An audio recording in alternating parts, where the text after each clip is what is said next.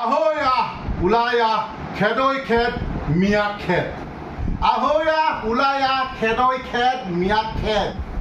মিয়াৰ দপদপনি কিমান সহ্য কৰিব অসমৰ ৰাইজে মিয়াৰ দপদপনি সহ্য কৰাৰ নহ'ব প্ৰয়োজন হ'লে কচু কটা দিয়া হ'ব কিন্তু মিয়া অবৈধ যিসমূহ বাংলাদেশী মিয়া আছে প্ৰয়োজন হ'লে কচু কটা দিয়া হ'ব আৰু লাজ নাই আৰু সঁচা কথাত ক'বলৈ গ'লে এই মিয়াবিলাকৰ লাজ নাই ইমান মানে খেদাৰ পিছতো বাৰে বাৰে ঘূৰি আহে উজনি অসমলৈ বাৰে বাৰে উজনি অসমলৈ ঘূৰি আহে সঁচাকৈ ইমান নীলাজ এই মিয়াৰ জাতটো সঁচাকৈ একদম ভয়ংকৰ জাতি এটা এইটো গতিকে এই অবৈধ যি মিয়াৰ জাতি সঁচাকৈ আমি মুখ্যমন্ত্ৰীক আহ্বান জনাইছোঁ যে আপুনি যেনেকৈ উচ্ছেদ কৰিছে তেনেকৈ বিতৰণ কৰক উচ্ছেদ কৰাৰ লগতে বিতৰণ কৰক আপুনি উচ্ছেদ কৰিছে কাইলৈ পৰহিলৈ আকৌ পুনৰ গৈ তাতে ৰাতি ঘৰ সাজিবগৈ গতিকে আপুনি উচ্ছেদ কৰাৰ লগতে তেওঁলোকক বিতৰণ কৰক আৰু আমি এটাই কথা মুখ্যমন্ত্ৰীক অনুৰোধ জনাইছোঁ নাগালেণ্ড বা অৰুণাচল বা আজি মেঘালয়ত যেনেকৈ ইনাৰ লাইন পাৰ্মিটৰ ব্যৱস্থা আছে অসমত অতি শীঘ্ৰে ইনাৰ লাইন পাৰ্মিটৰ ব্যৱস্থা কৰক যদি মুখ্যমন্ত্ৰী সঁচাকৈ সৎ সাহস আছে অসমৰ ৰাজ্যক ভাল পায় অসমখনক যদি ভাল পায় তো তেতিয়াহ'লে তেওঁ যদি ভৱিষ্যত প্ৰজন্মৰ কথা চিন্তা কৰিছে ইনাৰ লাইন পাৰ্মিটৰ ব্যৱস্থা কৰক আমি অসমীয়া যুৱ মঞ্চই তেখেতক আহ্বান জনাইছোঁ গতিকে আমি এটা কথা ক'ব বিচাৰিছোঁ মিয়াৰ মানে হৈ গ'ল গৰু চোৰ মিয়া মানে হৈ গ'ল ড্ৰাগছৰ বেপাৰী মিয়া মানে হৈ গ'ল ৰেপিষ্ট মিয়া মানে হৈ গ'ল আপোনাৰ গৰু চোৰ মিয়া মানে হৈ গ'ল নকল সোণৰ বেপাৰী মিয়া মানে হৈ গ'ল নকল যি পইচাৰ লেনদেনৰ তেওঁলোক বেপাৰী গতিকে এই মিয়াসকলক যদি এতিয়াই বিতৰণ কৰিব পৰা নাযায় সঁচাকৈ ভৱিষ্যত প্ৰজন্ম কিন্তু ভুক্তভোগী হ'ব সৌ সিদিনা তিতাবৰত কি হ'ল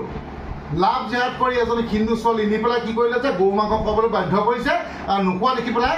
মাৰি পিটি গোটেই হস্পিটেলত পেলাই দিছে সৌ সিদিনা নগাঁৱত কিয় হেলমেট অকণমান এটা হৰণ বজোৱাক লৈ পেলাই হেলমেট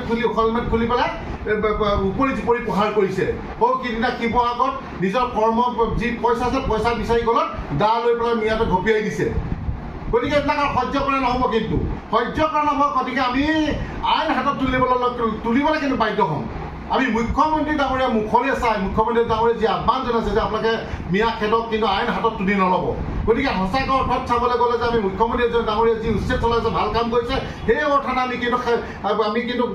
ৰৈ আছোঁ ধৈৰ্য ধৰি ৰৈ আছোঁ কিন্তু আমাৰ যিবিলাক আমাৰ খিলঞ্জীয়া আমাৰ হিন্দু হওক কিছুলৈ মুছলমানৰ ওপৰত যি যে এই মিয়াসকলে যেনেকৈ কিন্তু আক্ৰমণ কৰিছে কিন্তু সহ্য কৰা নহ'ব প্ৰয়োজন হ'লে কিন্তু কচু কটা দিয়া হ'ব আৰু এটা কথা আমি ক'ব বিচাৰিছোঁ অহা কালিলৈ পৰা আমি আমগুৰিৰ পৰা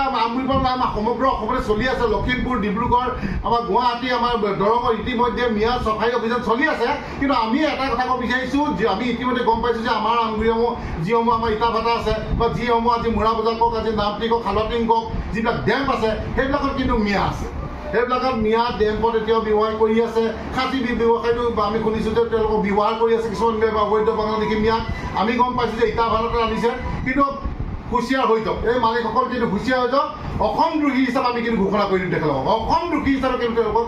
আমি ঘোষণা কৰিবলৈ আমি বাধ্য হ'ম নহ'লে অতি শীঘ্ৰে এটাই কৈছোঁ মিয়াসকল তহঁতৰ যদি লাজ চম বোলা বস্তুটো আছে উজনি অসম নাহিবি উজনি অসম সমগ্ৰ অসমৰ পৰা তহঁতি গুচি যা পাকিস্তান তহঁতি গুচি যা বাংলাদেশ নহ'লে কিন্তু অসমীয়া যুৱ মঞ্চই কিন্তু তহঁতক গৰুক পিটন দি কিন্তু তহঁতক বিতৰণ কৰিম চিধা কথা স্পষ্ট